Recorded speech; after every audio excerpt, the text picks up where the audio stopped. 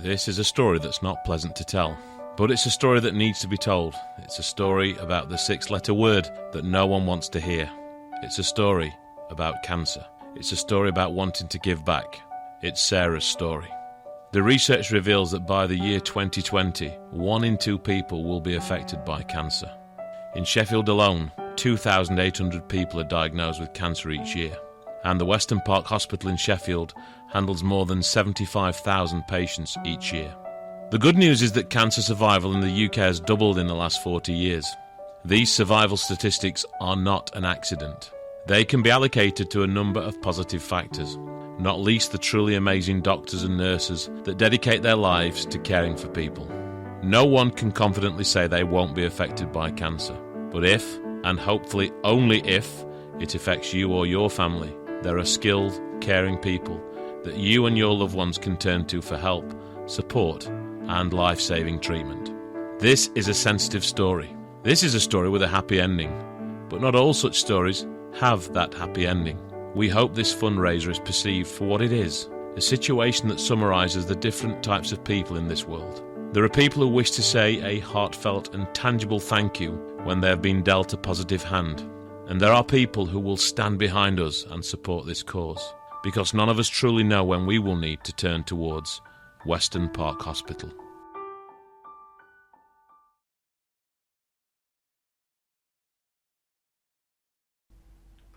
So Sarah, tell me about the symptoms you were experiencing when you thought something might have been wrong.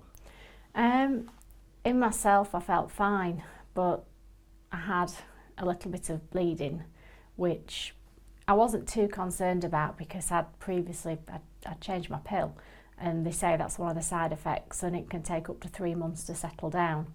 It didn't settle down after 3 months, so that's when I made an appointment to have a smear test. How late were you compared to when you should have actually gone for a smear test?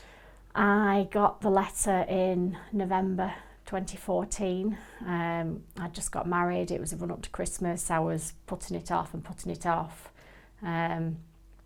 When I eventually went for one, it was May 2015, 6 months later. And tell me about the first time that you sensed something was wrong and you got a phone call from the doctor. After I'd had the smear test, it took 3 weeks for the results to come through, and normally you get a letter. The letter never came. I got a phone call from the doctor's surgery one day saying that they'd like me to come in to discuss my results. I went to meet the doctor and she said, you know, we have your results. They are, you know, on a scale of moderate to severe. The severe, I wasn't concerned because I'd recently had a blood test, and I thought, well, it can't be anything sinister because it would have shown up. And she made an appointment for me to go to a colposcopy clinic the following Tuesday, so less than a week later, for further examination. What happened at the hospital when you went for those tests? Again, I wasn't concerned. I've had friends where it's happened to them, and they said, oh, you'll be fine, it'll just be abnormal cells, they'll just take them away as they do. And it wasn't until the doctor kind of looked, he says, I can see some precancerous cells, but also some cancerous cells. And he wasn't particularly gentle in breaking that news either, was he? No, not really. It's just run of the mill for him, isn't it? Everyday occurrence. No, he just said, you know, you've got cancer. He took a biopsy and said, you know, it'll take 2 weeks to confirm whether it actually is, but he says I can tell by looking at it that yes, you do have cervical cancer. I know it seems like a really sensitive question, but do you remember how you felt in that moment? Obviously I was with you, but I wasn't inside your head, I was holding your hand. Do you remember how you felt? I just remember a single tear rolling down my cheek, and yeah. Now, straight away, a treatment was thought about and planned. Yeah. What treatment did you have again? I had a choice. I could have had 5 weeks of chemotherapy and radiotherapy. That would be Monday to Friday, every day at Western Park for 5 weeks. Or I could have a hysterectomy. because of where the cancer was, it had to be a radical hysterectomy where they actually end up taking away more, and so I opted for the radical hysterectomy, and with that they also took 28 lymph nodes out of my pelvis. And there was a hell of a recovery period, wasn't there, afterwards? There was, yes. What are your thoughts now? Because the good news now, positive news, is that you're well, you look amazing. Everybody thinks that. Obviously there are effects that people can't see, but what would you say, and what are your thoughts towards the doctors and nurses at Western Park Hospital? I'm just really grateful for how they treat me, the treatment I received, you know, the compassion. It was, you know, through a very difficult time.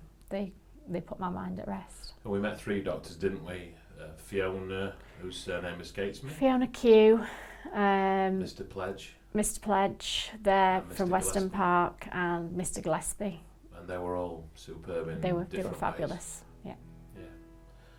So we're obviously trying to show some gratitude for the help that Western Park gave you. So what about the charity? What's the motivation in your mind behind that?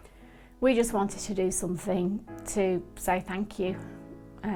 They obviously treat people day in, day out, but it's just nice to give something back when you've received life-saving treatment.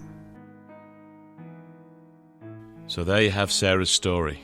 So please, why don't you come and join us to help raise funds for Western Park Hospital via the Child Foundation at the superb Hotel Van Dyke on Saturday the 19th of November 2016. It's a black tie event with the superb Jersey Boys as entertainment, and lots of laughs, smiles, love and happy living. Thank you for supporting us.